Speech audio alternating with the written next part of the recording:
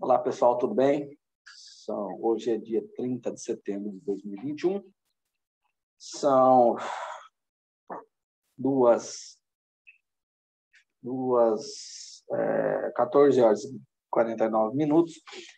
Como nós estamos na semana de secretariado, e foi orientado que nós liberássemos vocês para hoje à noite para uma palestra máquina, cujo tema é muito interessante, importante para que vocês tenham uma visão de mercado, de como o profissional de secretariado executivo deve encarar esse mercado aí do terceiro milênio, no mundo globalizado. Bem interessante a palestra, o tema é bastante palpitante. Então, seguindo a orientação da coordenação, eu estou gravando essa aula agora à tarde, e daqui a pouquinho eu vou subir ela no AVA, e fica com a nossa aula, então, assíncrona. Na aula passada, eu deixei uma atividade para vocês pesquisarem um pouco sobre o Clube de Roma, que é onde vai dar origem ao direito ambiental brasileiro, tá? Então, nós vamos falar um pouquinho sobre o porquê que foi criado esse Clube de Roma, as hipóteses, né, do porquê que ele foi criado, para que a gente faça uma reflexão acerca disso daí. Já na próxima aula, nós vamos entrar, então, no direito ambiental propriamente dito, ok?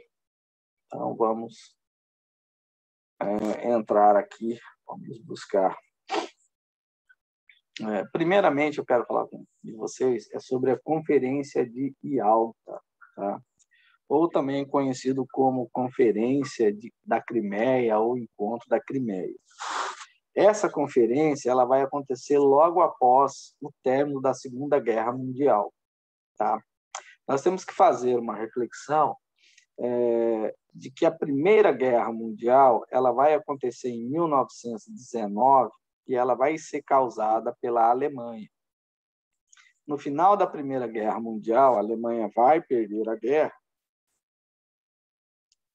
e ela vai assinar um tratado, e nesse tratado ela se dispõe a ter um exército não maior do que 100 mil soldados, exatamente para evitar uma nova investida da Alemanha ali na Europa. E isso não deu certo, tá? Quando vai chegar em 1939, a Alemanha em crise econômica muito forte, abre-se espaço para um governo populista, né? Um governo de massa, que é o governo do Hitler, e ele, com um discurso de resgatar a Alemanha, o orgulho alemão, a raça ariana, ele vai formar um exército. E o exército dele era muito interessante, tinha 100 mil soldados, né? Exatamente como o tratado feito logo depois da Primeira Guerra Mundial. Só que o restante tudo era cabo, sargento, então ele tinha, sei lá, não sei, 10 milhões de militares, sendo que 100 mil eram soldados. Então, para você ser soldado no exército alemão na Segunda Guerra Mundial, era porque você realmente não tinha praticamente nenhuma aspiração à vida militar. Você já entrava lá como tenente, como sargento, alguma coisa assim. E aí estoura a Segunda Guerra Mundial e é aquele transtorno muito grande. Tem vários filmes, né, muito interessante. Tem um filme que tem no Netflix, que eu acho que vocês devem assistir, que se chama A Hora Mais Difícil. O nome desse filme é exatamente isso, tá? Eu vou colocar aqui um texto que é bem interessante. A Hora Mais Difícil. Esse filme conta a história dos primeiros 30 dias do governo do Winston Churchill. Winston Churchill era o primeiro-ministro da Inglaterra, tá? O exército inglês estava todo na França e estava encurralado pela tropa alemã, tá? Eles estavam presos na praia, praticamente o exército inglês inteiro. E os alemães, a marinha de guerra alemã não deixava a marinha de guerra britânica ir na França para resgatar os seus soldados, né? E aí os conselhos que o Winston Churchill recebia lá dos parlamentares era se render à Alemanha. E ele falava que se você se render, você acaba com aquela nação, né? Uma nação que perde uma guerra, ela não deixa de ser nação, ela vai se reconstruir e vai continuar sendo nação. Aquela que se rende, ela deixa de existir, porque vai vir uma outra cultura para tomar conta daquele território e aquela nação, com pouco tempo que passe após a sua rendição, deixa de existir. E ele teve uma ideia, no frigir dos ovos, de convocar todos os civis que tinham barcos, os mais variados, barco pesqueiro, barco de lazer, para irem na França para resgatar o exército britânico. E como era um barco de civis, a marinha de guerra alemã não podia atacar. E aí ele pega uma tropa que estava um pouco mais abaixo, mais distante da onde estava essa praia onde o exército inglês estava, era um outro regimento inglês que estava mais distante, e ligou para o comandante e falou: você não vai ter apoio, você não vai ter nada, você tem que segurar o exército alemão o máximo que você conseguir para não deixar ele chegar na praia para a gente salvar o restante do exército. Ou seja, ele conversou com o comandante lá dizendo: você vai ter que ir até o último homem. E de fato todos eles morreram. Conseguiram segurar a tropa alemã e ele conseguiu retirar o exército britânico de volta para a Inglaterra. Isso é só uma história do que aconteceu lá na Segunda Guerra Mundial, para que vocês tenham uma ideia do que é, tá? E a força da Alemanha. Então, esse é um filme interessante para vocês assistirem, ok? Bom, aí chega no final de 1945, a Alemanha se rende, né? Quando ela entra na Rússia, ali foi a derrocada final deles, porque uma guerra ela não é só feita dos homens da infantaria, aqueles homens que estão ali embaixo, mas de toda uma logística atrás. Eu tenho que levar material, tenho que levar alimento, tenho que levar médico, tenho que levar combustível, tenho que levar carro, tenho que levar munição. Então, a logística da guerra é tão importante quanto a infantaria, tá?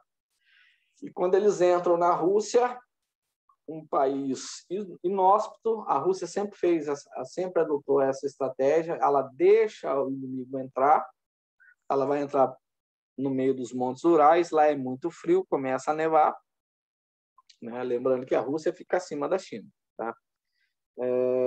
E aí o que acontece? O exército, eles cortam o provisionamento do exército alemão, e aí ficou fácil de derrotá-los, tá? Então a Alemanha já vinha bem degradada e aí ela é obrigada a se render, tá? No famoso dia D, os aliados, e óbvio que a Inglaterra, a Rússia, só consegue vencer essa guerra porque os Estados Unidos entram na guerra. E os Estados Unidos só vai entrar na guerra porque o Japão, aliado dos alemães, faz o ataque a Pearl Harbor. Aí os Estados Unidos entrou na guerra, porque os Estados Unidos não queriam entrar nessa guerra. Tá? Resumo de toda a ópera.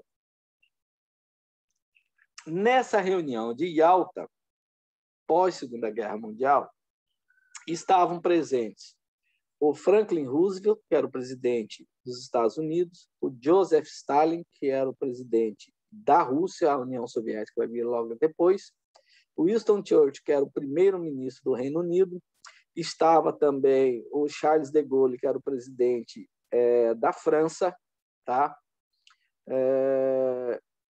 E aí também tinham representantes da Holanda, né? E da China, tá?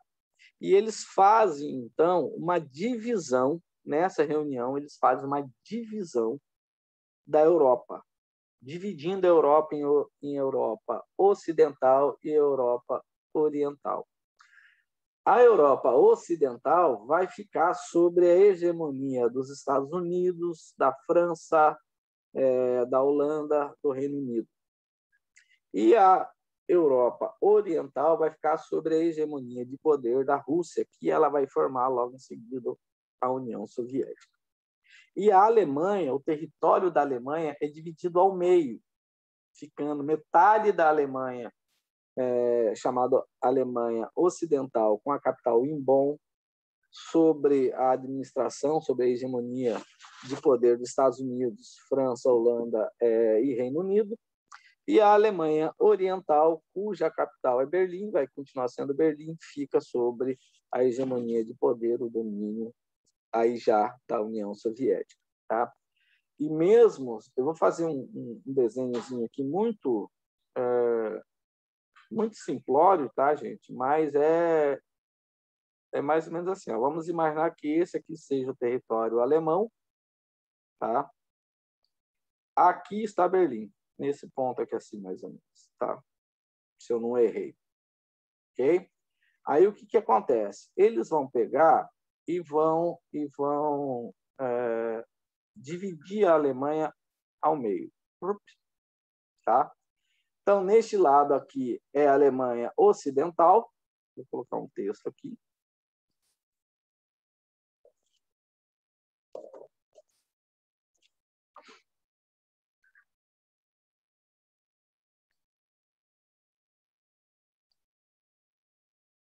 Mudar para uma cor mais ocidental. E aqui vai ser a Alemanha Oriental.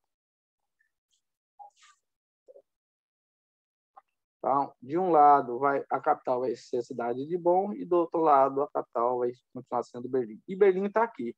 O que eles vão fazer em Berlim? Eles vão dividir Berlim também outra vez no meio. E aqui eles vão construir um muro de Berlim.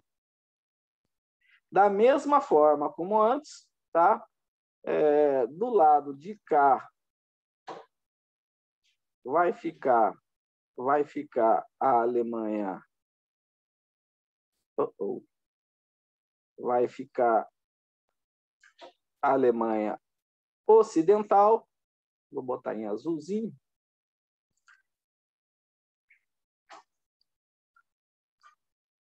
Por que você não quer ir, meu filho?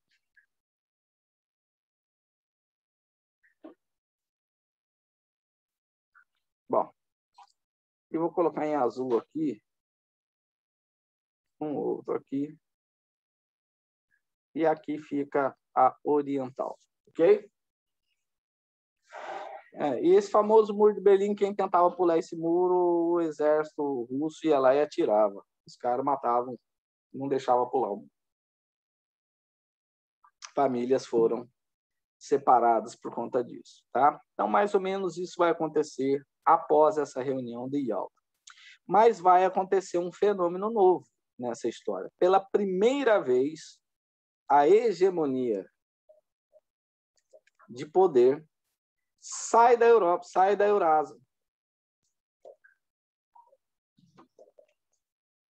Pois os Estados Unidos da América assumem esse protagonismo. Ok? Isso em 1945, pós essa reunião de Yalta. Tá? Quem for estudar geopolítica vai estudar todas as estratégias geopolíticas que foram adotadas desde antes da Primeira Guerra Mundial pelo Reino Unido até a estratégia de poder, geoestratégia adotada pela Alemanha momentos antes da Segunda Guerra Mundial, e aí a geoestratégia adotada pelos Estados Unidos durante a Segunda Guerra Mundial e após a Segunda Guerra Mundial.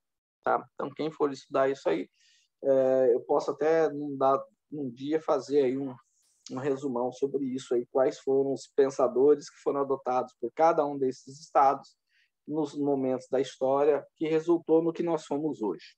Tá? Então, isso aqui, pela primeira vez, sai a hegemonia de poder da Eurásia, que era sempre ali no Mediterrâneo, e os Estados Unidos começa paulatinamente a assumir o protagonismo. Ok?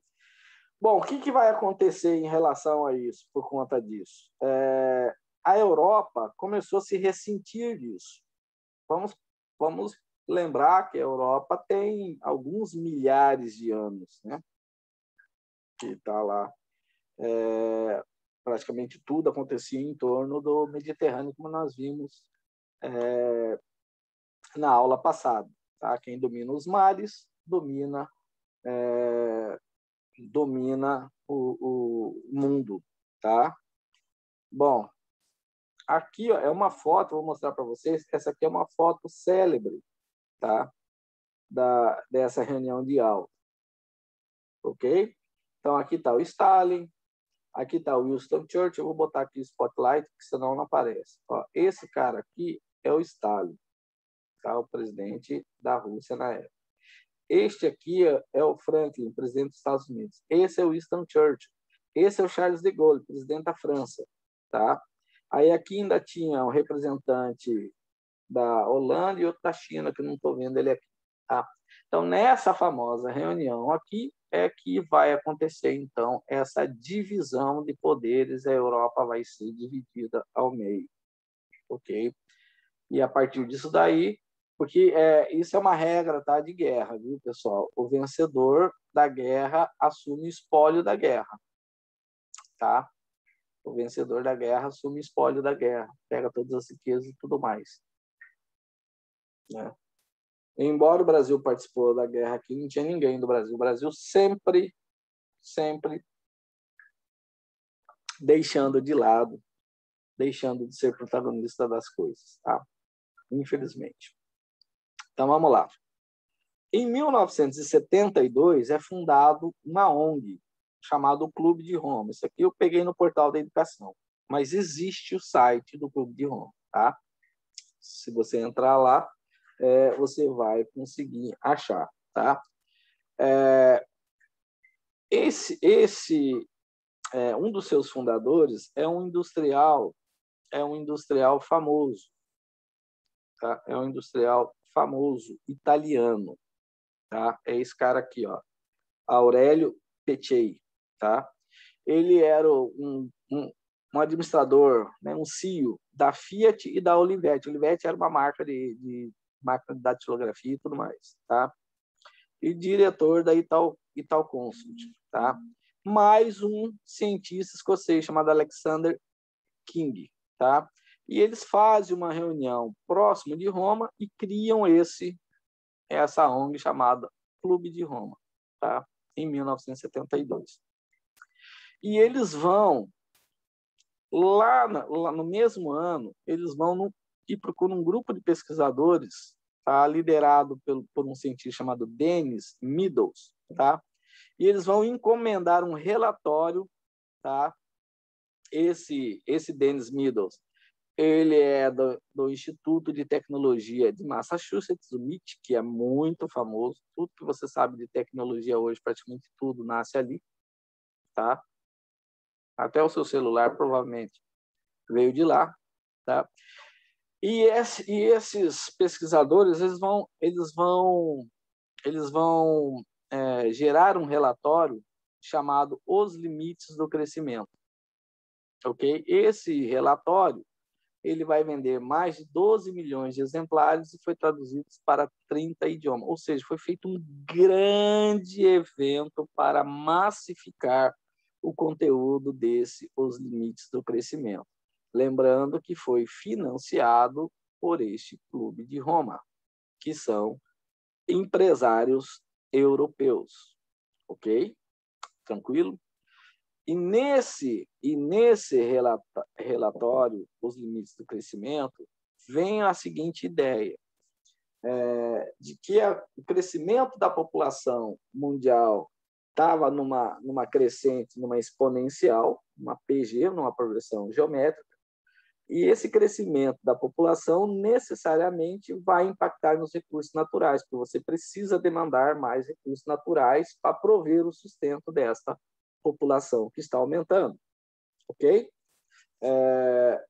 E esses recursos naturais seriam finitos, quebrando, inclusive, essa é uma parte muito importante, é que esse relatório, os limites do crescimento,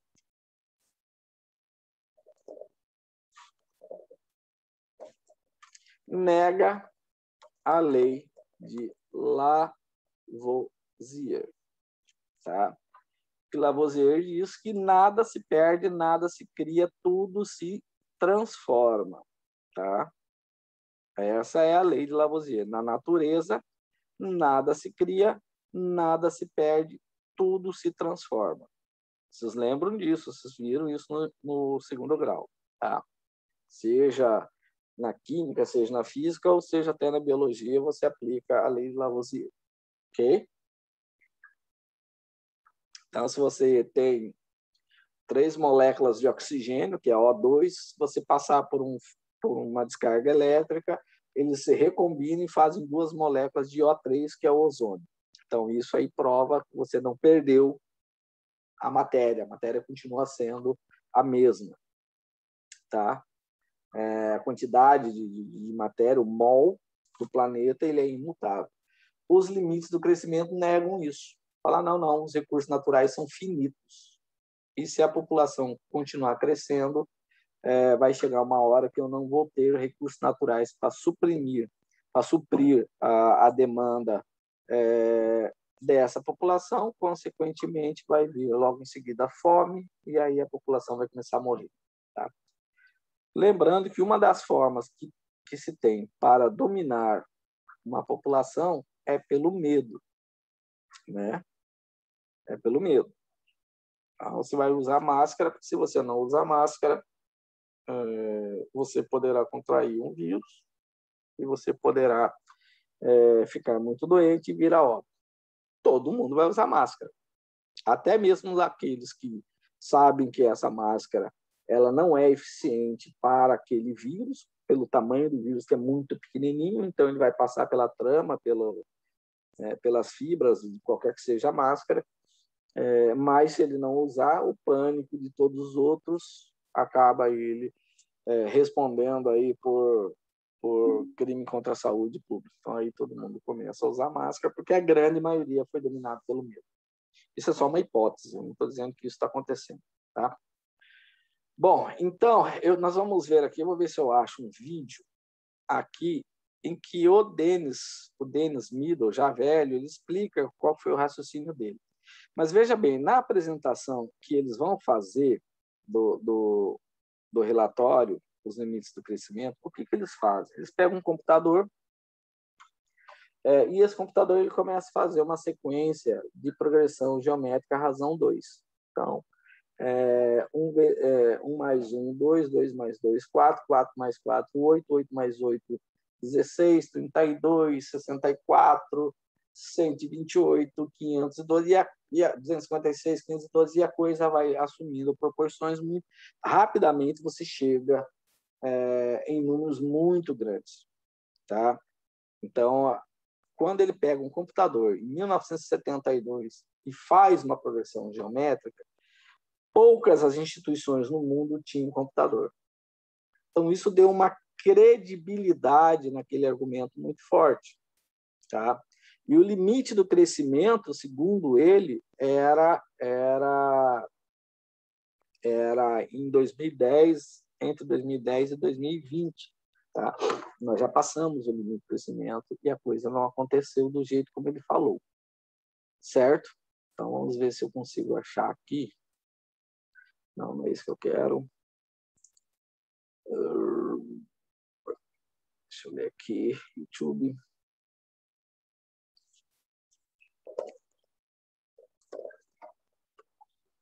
Deixa eu ver aqui. Não é esse aqui. Deixa eu ver se eu lembro.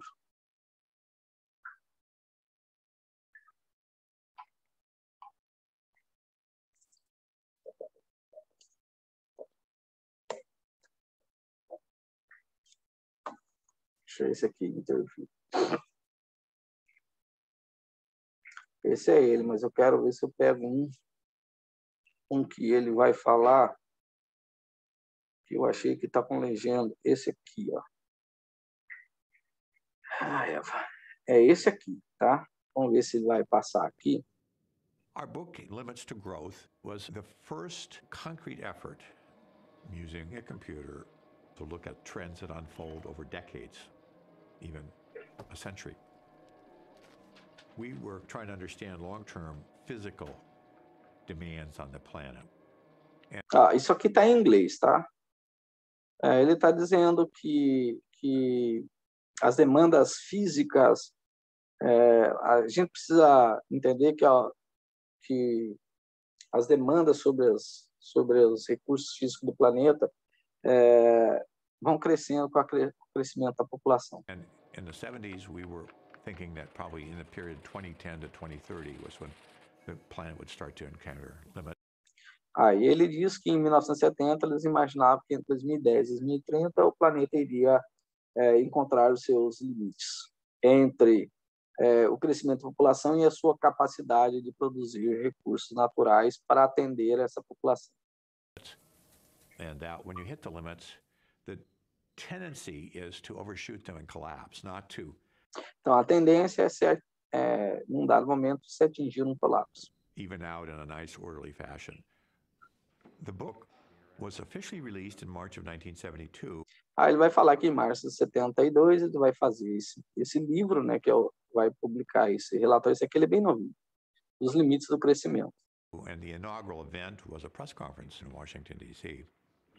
Foi feita uma conferência inaugural para apresentar esse livro em Washington, D.C. em março. The book was rather quickly translated into 35 languages. E ele foi rapidamente traduzido para 35 linguagens. And sold millions. E foi vendido milhões. Alguém ganhou dinheiro com isso. It was a phenomenon. Foi um fenômeno. Here is what Dr. Meadows' computer shows. Since the year 19... Aqui eu vou tirar a legenda para ficar mais fácil. Então veja bem, ele vai fazer uma projeção do desastre. Isso aqui se chama projeção para o desastre. Aqui são os recursos. Deixa eu botar aqui spotlight, senão não vai aparecer. Então aqui é a projeção do desastre. Aqui são os recursos naturais e aqui é a população. O azul é comida e esse aqui de baixo é a produção industrial. Mas ele vem lá de 1990, 1900, vai chegar em 2000, vai chegar em 2100, tá? Então vamos ver o que vai acontecer de acordo com a projeção dele, tá? 100, the Earth's resources there at the top of the chart have been steadily used up as population, food consumption, and production of goods have soared. Ahead of us, sometime after the year 2000, this computer study foresees... Nesse ponto aqui é o que ele chama de o limite do crescimento. Você vê que a curva aqui, do alimento, ele vai subindo, e aqui ele começa a decair. E a população continua subindo, e aqui a produção industrial, ela chega e já começa a cair junto aqui. Então, veja bem, aqui, que vai ser em torno de 2010, a produção de alimentos já tinha que começar a cair e a produção industrial também. Isso não aconteceu. Tá? Depois eles vão dizer que houve ajuste no meio do caminho. Eles têm que sustentar o discurso, tá? Porque não dá para eles falar assim, gente, aquilo ali foi só uma simulação, uma hipótese e a realidade é outra. Em outras palavras, nós mentimos. Calamity. Resources drop more steeply and food and production follow. Então, olha aqui de novo, tá? Então, aqui por volta de 2030, 2050, tá? A população continua crescendo, os recursos naturais continuam decrescendo, os alimentos continuam decrescendo, ou seja, aqui a fome, guerra já está instalada no planeta. A produção industrial também vai decrescendo. Population continues to expand for perhaps one more generation, then collapses calamitously as deprivation takes hold. Tá? Então, aí vai ter o colapso, né? E aí, eu não sei qual que é essa população, mas eu desconfio que essa população pós-colapso seja de 500 milhões de pessoas, tá? No mundo inteiro. Por que eu desconfio isso? Tá? Eu vou mostrar para vocês em seguida. Tá? Então, eu vou mostrar aqui para vocês, a título de... para que vocês entendam. Aqui, as Pedras da Geórgia. tá?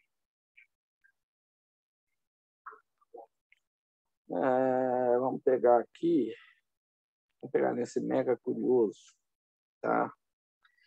Bom, essas pedras da Geórgia, elas foram encomendadas por alguém, tá? Essa pessoa, ele vai admitir, ele vai usar um nome, um codinome, tá? Curioso o nome que ele usa, e ele chega numa marmoraria, numa cidade lá no interior dos Estados Unidos, tá? E ele fala assim, olha, eu não vou dizer qual é o meu nome, mas eu vou me apresentar como Robert Christian, né? E ele vai contratar essa obra, ele vai comprar uma área pequena lá e vai contratar essa obra onde eles vão ser colocadas essas pedras. E em cada face dessa pedra, são 4 pedras, são 8 faces. São escritos em vários idiomas 10 mandamentos. Esse codinome que ele usa não foi à toa, tá? Robert Christian foi uma pessoa muito famosa na Ordem Rosa Cruz, tá?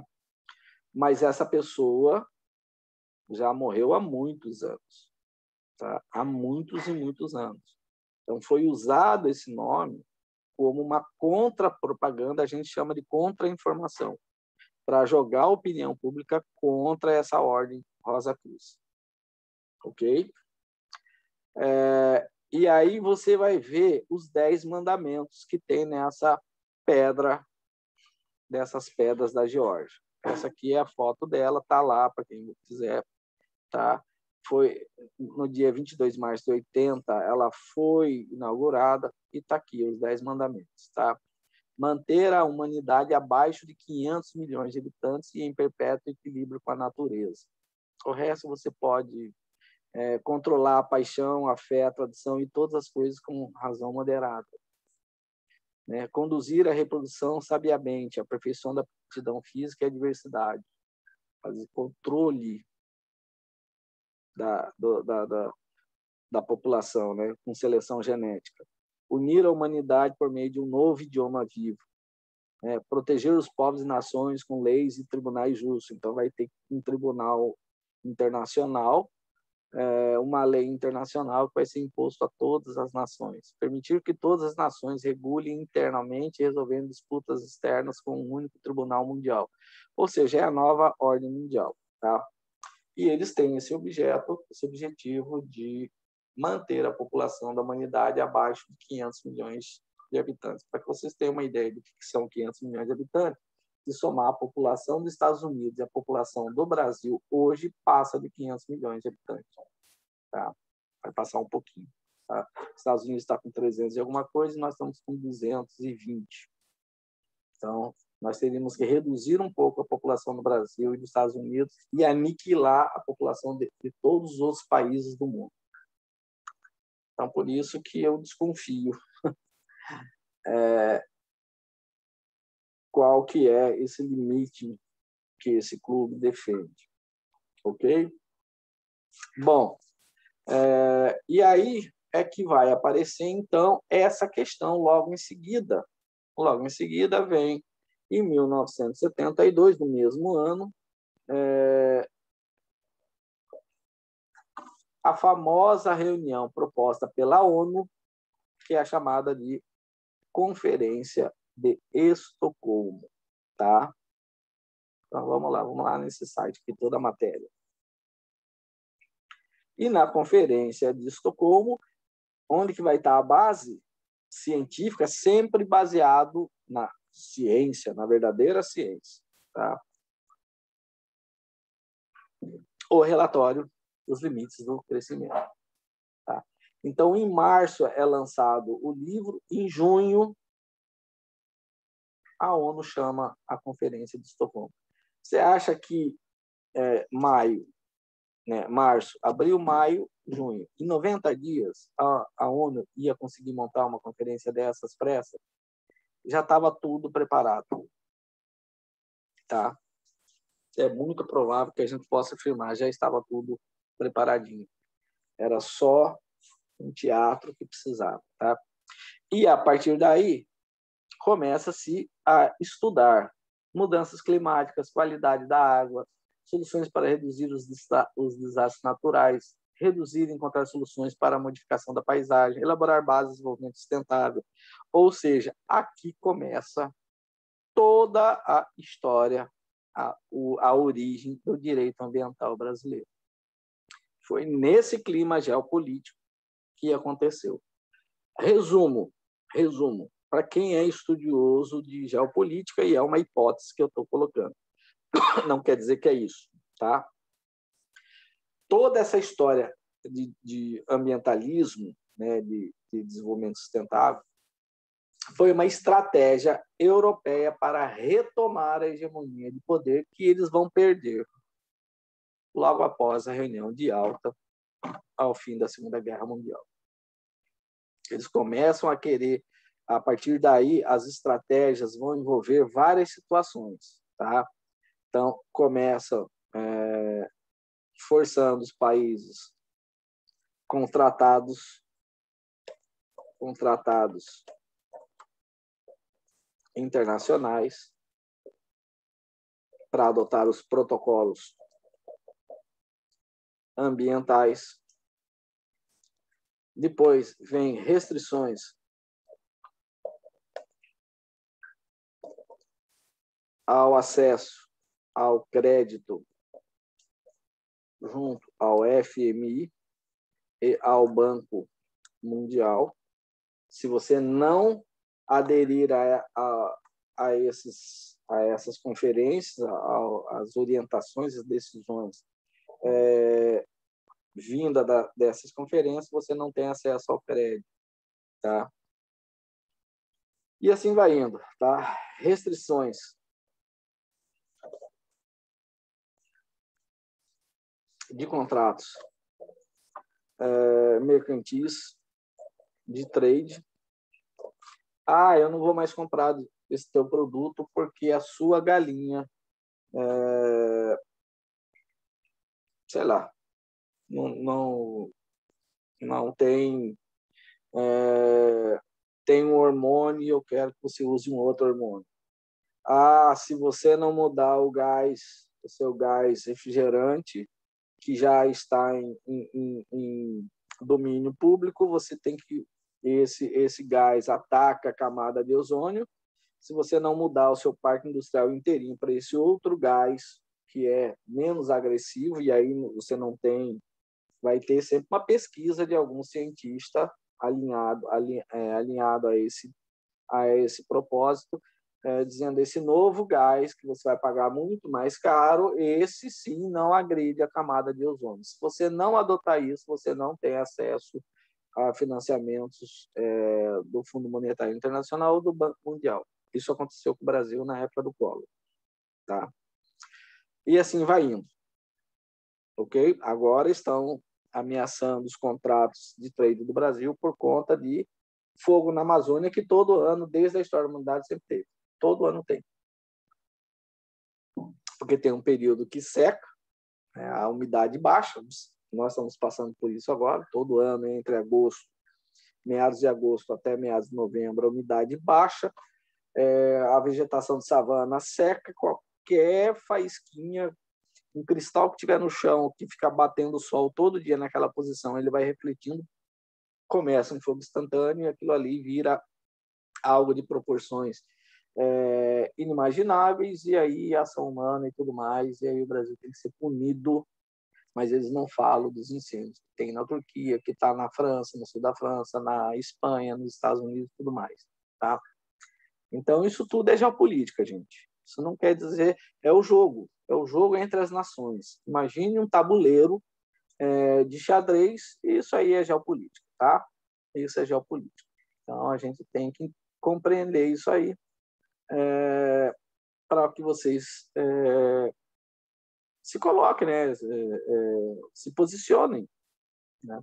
Mas depois você pode estar ocupando um papel relevante no Senado do Brasil ou na governadoria do Estado do Mato Grosso, alguma coisa assim. Então, vocês têm que ter essa visão geoestratégica, conhecer como que as nações se relacionam, porque essa é também uma das funções. Amanhã depois, vocês podem ser uma assessora, uma secretária de um presidente da Câmara ou da Assembleia, enfim, ou de uma grande empresa multinacional. Você tem que estar entendendo como que os interesses mundiais acontecem.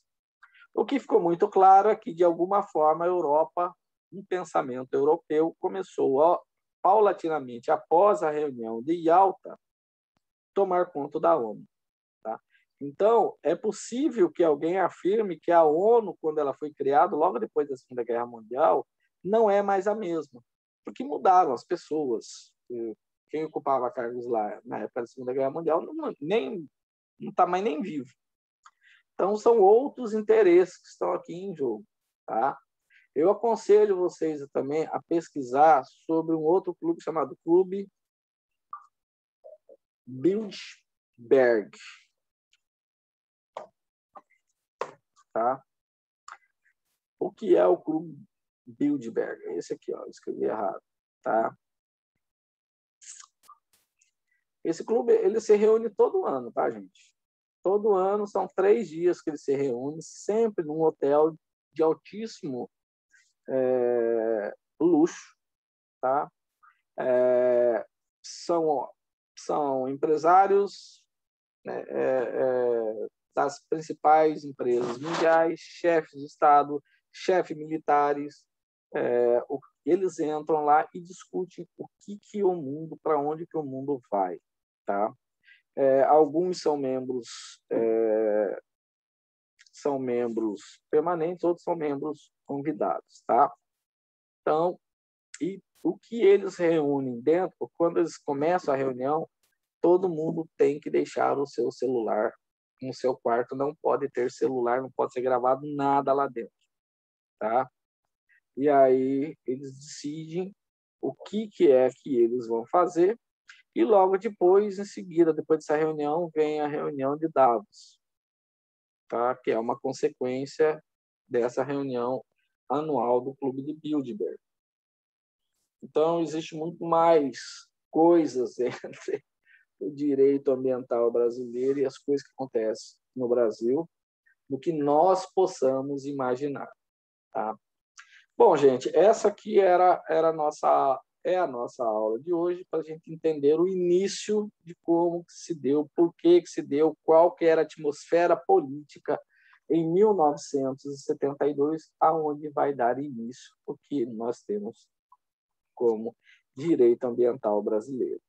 Uma outra coisa que é importante vocês saberem é que nenhum país é obrigado, vou escrever aqui, ó, nenhum país é obrigado a manter um tratado internacional. Por quê? Porque existe uma coisa chamada soberania. Então, qualquer país, qualquer Estado, ele é livre para assinar um contrato, um tratado internacional, né, que normalmente são cláusulas gerais em que 2 países assumem respeitar, e aí cada um internamente cria leis para que aquele tratado seja efetivado internamente, em razão da sua soberania. A qualquer momento, um país pode falar, ok, não estou mais nesse tratado, e ele pode sair. Tá? Isso é muito importante. Ele pode permanecer ou pode sair de acordo com as suas convicções, com os seus interesses, e às vezes ele fica por conta de pressão internacional. Se você sair, você tem essa dívida aqui, eu vou cobrar essa dívida. Então, é aquele famoso jogo de xadrez que eu falei para vocês, ok? Mas é muito importante vocês terem isso em mente. Nenhum país é obrigado a manter um tratado internacional. A qualquer momento ele pode sair. Tá bom? Bom, então essa é a nossa aula de hoje. Espero que vocês tenham compreendido. O material mais denso está na apostila. Vocês vão ver tudo, desde 1972, passando pela Rio Eco 92, que é 20 anos depois de Estocolmo, depois, 20 anos depois, vem uma outra conferência do Rio, várias outras pequenas no intervalo, e o que vai acontecendo em termos de tratados internacionais, e como que o Brasil foi sendo, digamos assim, convidado a firmar esses tratados, a permanecer nesses tratados, né? E sempre o discurso aqui dentro para os brasileiros que aquilo é bom para o meio ambiente, né? Infelizmente, esses últimos 30 anos, os brasileiros foram doutrinados a não pensar por si mesmos. Deixa a televisão trazer tudo mastigado. E aí fica fácil, né? Fica fácil de você dominar a nação e a nação não reagir quando alguma coisa é assinado a nível internacional, mas que é prejudicial aos interesses da nação e das gerações futuras da nação. Lembrando que nação é uma coisa, Estado é outra. A nação brasileira, ela vem antes do Estado, República Federativa do Brasil. A nação brasileira é composta pelo elemento povo, suas tradições, sua história, seus antepassados neste território, tá? E o Estado deve servir a nação e não vice-versa, a nação servir ao Estado. Beleza?